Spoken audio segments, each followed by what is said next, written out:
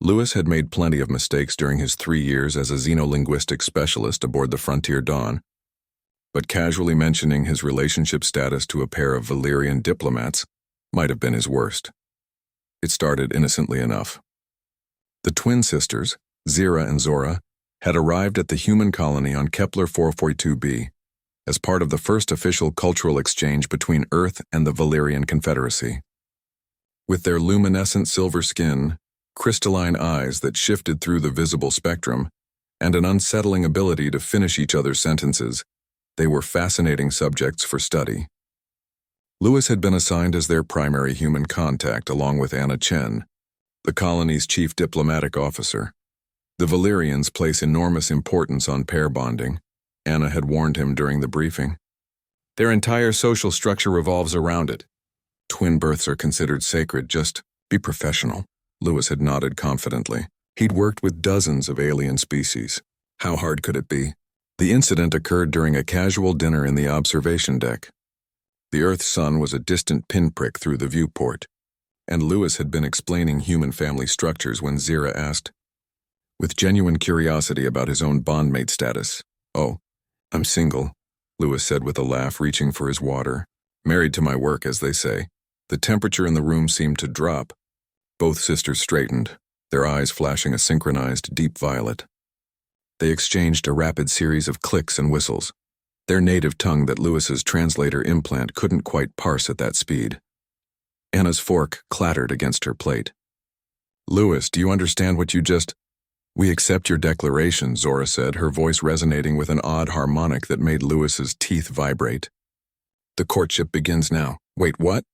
"No, I was just—" "You announced your availability in the presence of 2 unbonded Valyrians of prime genetic standing," Zira explained, as if discussing the weather.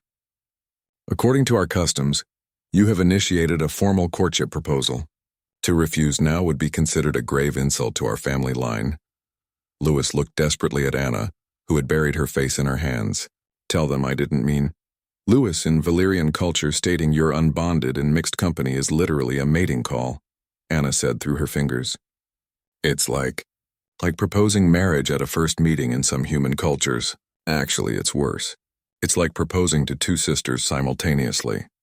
The next 72 hours were a blur of increasingly elaborate courtship rituals that Lewis couldn't escape without triggering an interstellar incident. The sisters shadowed his every move.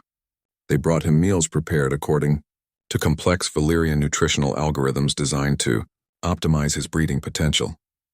They sang haunting duets outside his quarters at what his circadian rhythm insisted was 3 in the morning. They'd somehow accessed his personal files and began memorizing his research papers, quoting his work back to him with an enthusiasm that would have been flattering under any other circumstances. "You must understand," Zira explained during an intervention Anna had organized in the conference room. "Valyrian females initiate courtship only once per lifespan. We have chosen you. This is the highest honor.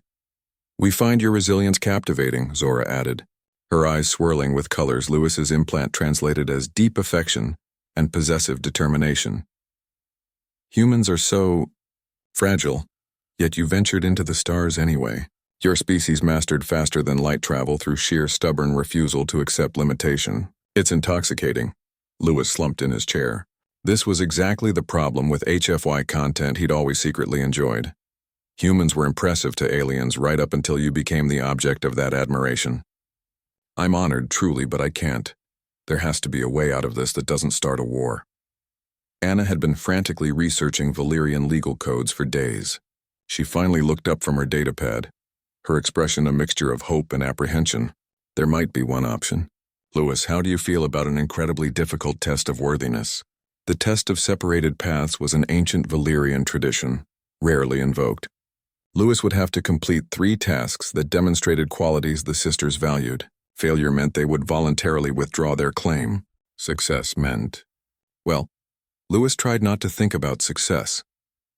The first task was intellectual.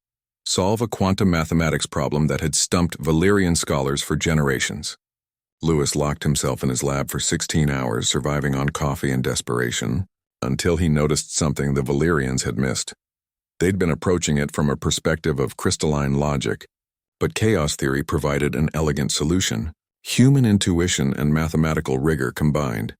The sisters watched his presentation with expressions he couldn't read. Then they nodded in unison. Acceptable. The second task tested physical courage. Navigate the crystal caves beneath the colony, where reality itself became unstable due to exotic matter deposits. Lewis nearly died twice, saved only by the emergency beacon Anna had insisted he carry, and his own stubborn refusal to quit. That particularly human trait of being too stupid to know when to give up.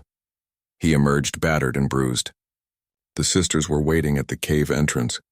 Most impressive, Zora murmured. The final task was the simplest and most terrifying. Spend one full cycle in deep meditation with the sisters, minds linked through Valyrian technology, allowing them to truly know him, his fears, his flaws, his dreams, his loneliness. Lewis sat between Zira and Zora, silver circlets connecting their temples.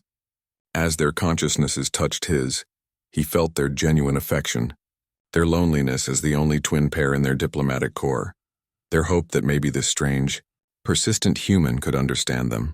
But they also felt his truth, his love for his work, his contentment in solitude, his fundamental incompatibility with their life path, and underneath it all his profound respect for them as individuals, even as he couldn't be what they needed.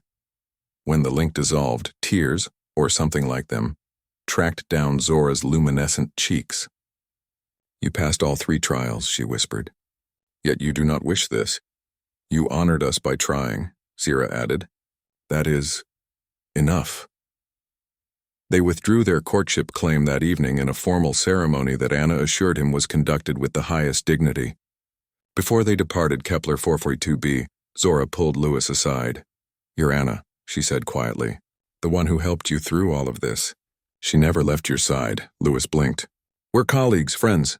Both sisters laughed, a sound like wind chimes in a storm. Humans, Zira said fondly.